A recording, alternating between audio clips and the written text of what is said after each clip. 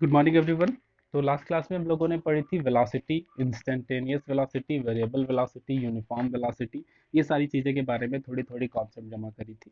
तो जैसे कि हम लोगों ने देखा था कि एक वेलोसिटी होती है। वेलोसिटी क्या होता है? तो डिस्प्लेसमेंट बाय टाइम। तो डिस्प्लेसमेंट और डिस्टेंस के बीच में हम लोगों ने डिफरेंस देखा था। तो डिस्प्लेसमेंट क्या थी? हमारी वेक्टर क्वांटिटी थी। ठीक है, और डिस्टेंस हमारी स्केलर क्वांटिटी थी। तो जब भी डिस्प्लेसमेंट बाय टाइम होता है तो वेलोसिटी होती है, और डिस्टेंस बाय टाइम होता है तो स्पीड होती है। और यूनिफॉर्म स्पीड हम लोग क्या कहते हैं? तो यूनिफॉर्म स्पीड कहते हैं जब कोई भी बॉडी किसी पर्टिकुलर वेलोसिटी से अगर मूव कर रही है और उसकी वेलोसिटी कांस्टेंट है थ्रू आउट द टाइम। एक पर्टिकुलर टाइम आपने मेजर करना शुरू किया कि 1 आवर के लिए मेजर किया या फिर 10 सेकंड के लिए मेजर किया। आपने क्या देखा कि उसकी वैल्यू फिक्स है, तो आप क्या बोलोगे कि the body is moving with uniform velocity. The same scenario is with the speed. अगर कोई बॉडी किसी पर्टिकुलर स्पीड से मूव कर रही है और एक पर्टिकुलर इंटरवल के लिए, जिस इंटरवल में वो ऑब्जर्व किया गया, अगर उसकी स्पीड फिक्स्ड है तो आप बोलोगे कि the body is moving in the uniform speed. ठीक है, उसके बाद देखिए वेरिएबल स्पीड। वेरिएबल स्पीड क्या था? तो अगर कोई बॉडी किसी डिस्टेंस ए से डिस्टेंस बी के बीच में, दो पॉइंट्स के बीच में मूव कर रही है, तो उसके उस पॉइंट के बीच में उसकी वेलोसिटी हमेशा कांस्टेंट नहीं रह सकती है, क्योंकि हो सकता है बीच में ट्रैफिक आ जाए। ठीक है, और भी पॉसिबिलिटीज होंगी, तो जहाँ पे उसके कारण उसकी वेलोसिटी कभी इंक्रीज करेगी, कभी डिक्रीज करेगी। तो जब वेलोसिटी इंक्रीज या फिर डिक्रीज करेगी, ठीक है, टाइम के रिस्पेक्ट में, तो वैसी वेलोसिटीज और वैसे स्पीड्स को हम लोग बोलेंगे वेरिएबल स्पीड्स। तो वैसे वेरिएबल स्पीड्स को, वेरिएबल वेलोसिटीज को ओवरकम करने के लिए, कि अगर आपको पॉइंट ए और पॉइंट के बीच का स्पीड या वेलोसिटी जानना है, तो उसके लिए हम लोगों ने एवरेज वेलोसिटी और एवरेज स्पीड का कॉन्सेप्ट लेकर के आए। और हम लोगों ने क्या बोला कि एवरेज स्पीड जो होगा, एवरेज एवरेज स्पीड जो होगा, एवरेज वेलोसिटी या एवरेज स्पीड होगा, वो होगा total distance travel by total time taken. whatever the total distance displacement travel between point A to B, and ठीक है, divided by total time taken to travel from A to B।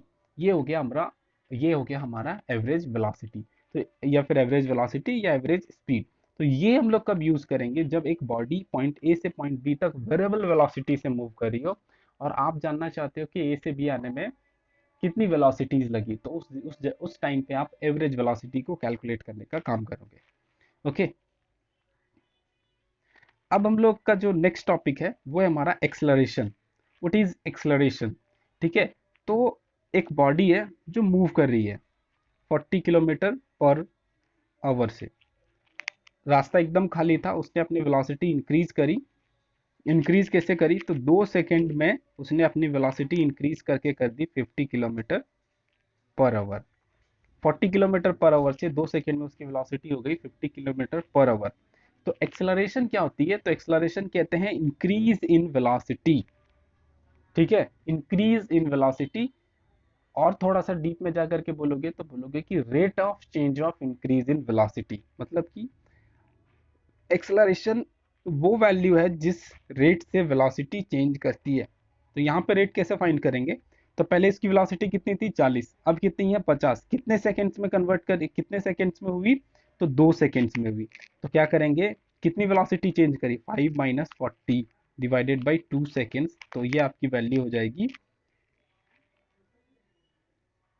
ये आपकी value हो जाएगी 10 kilometre per hour पर second. यानी कि हर second कितनी, हर सेकेंड, सॉरी यहाँ डिवाइडेड बाई 2 है ना, तो डिवाइडेड बाई 2 है, तो ये हो जाएगा,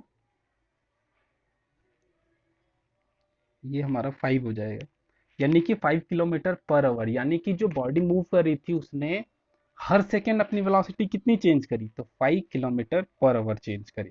ठीक है, तो एक्सेलरेशन क्या होती है? तो acceleration is the rate of change with which a velocity changes is called acceleration। ठीक है, change in velocity divided by time taken. ठीक है, time taken. Okay, time taken. जैसे कि उसकी इनिशियल वेलोसिटी u थी, फाइनल वेलोसिटी v है, तो जो वेलोसिटी की चेंज होगी वो कितनी होगी? v माइनस यू होगी। अब एक एक्सलरेशन होगा, एक डी एक्सलरेशन होगा। डी एक्सलरेशन क्या होगा कि एक बॉडी पहले हाई वेलोसिटी से मूव कर रही थी और उसकी वेलोसिटी डिक्रीज कर गई। ठीक है, पहले उसकी वेलोसिटी u थी, अब वेलोसिटी v हो गई। ठीक है, पर पर जो v है वो u के कंपैरिजन में कम है।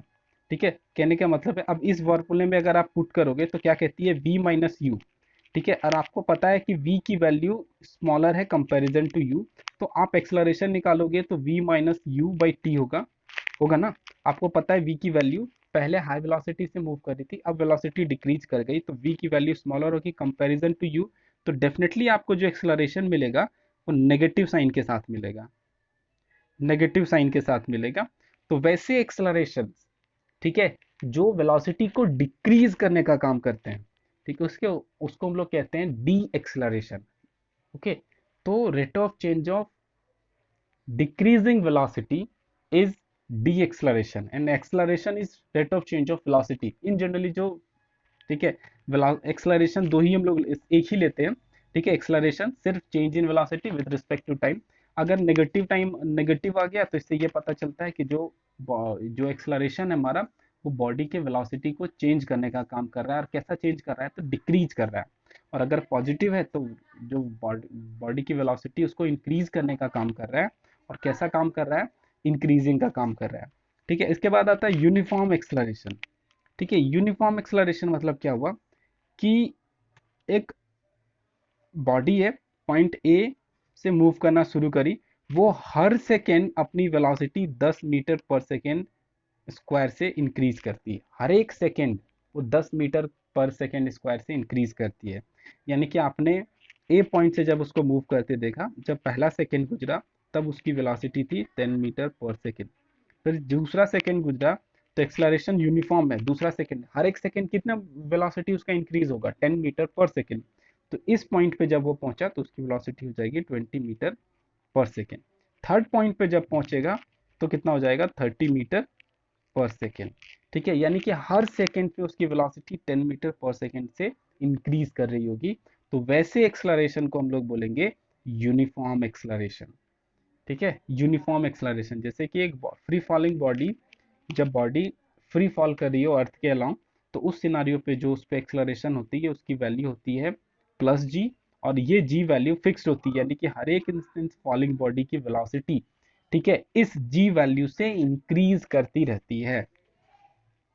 ठीक है, अब अगर सेम सिनारियो आ गया, फिर से हम लोग के पास कैसा सिनारियो आ गया कि अगर मान लो कि वेरिएबल एक्सलरेशन है, मतलब कि पॉइंट ए से पॉइंट बी के जाने के बीच में पहले उसने अपनी वेलोसिटी बढ़ाई, पहले खाली रोड था, फुल वेलोसिटी ली, फिर ब्रेक मारा, उसकी वेलोसिटी डिक्रीज कराई।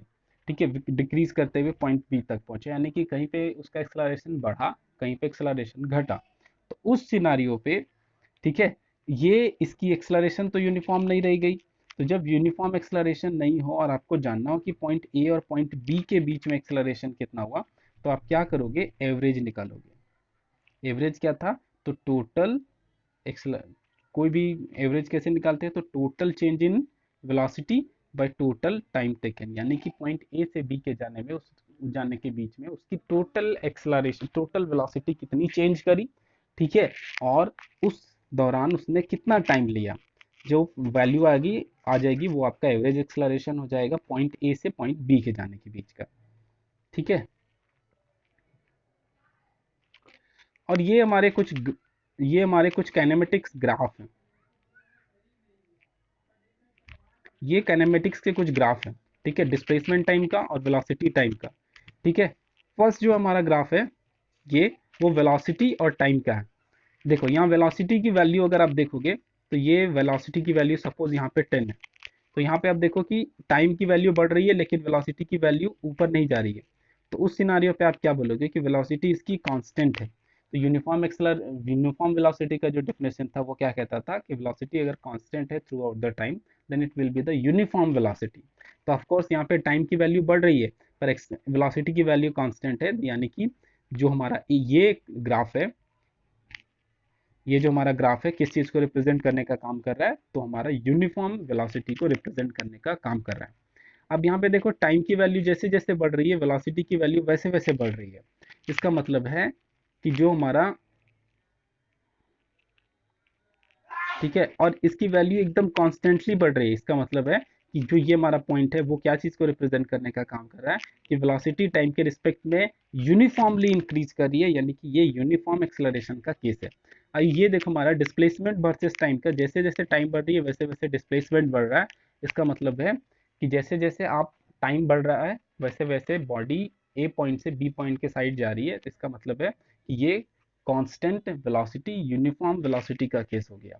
और यहाँ पे डिस्प्लेसमेंट और टाइम का देखो, तो जैसे जैसे टाइम बढ़ रहा है, ठीक है, जैसे जैसे टाइम बढ़ रहा है वैसे वैसे, ठीक है, डिस्प्लेसमेंट की वैल्यू हाई होती जा रही है। इसका मतलब है कि डेफिनेटली वहाँ किसी तरह का एक्सलरेशन हो रहा है, यानी उसकी वेलोसिटी पहले के कंपैरिजन में, इस केस के कंपैरिजन में टाइम के रिस्पेक्ट में बढ़ती जा रही है। और ये कौन सा केस हो जाता है फिर, हमारा हो जाता है यूनिफॉर्म एक्सलरेशन का केस।